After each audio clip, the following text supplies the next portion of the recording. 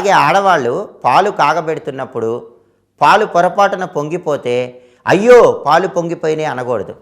అమ్మయ్యా పాలు పొంగినాయి అనాలి. అయ్యో అంటే దోషం కలుగుతుంది.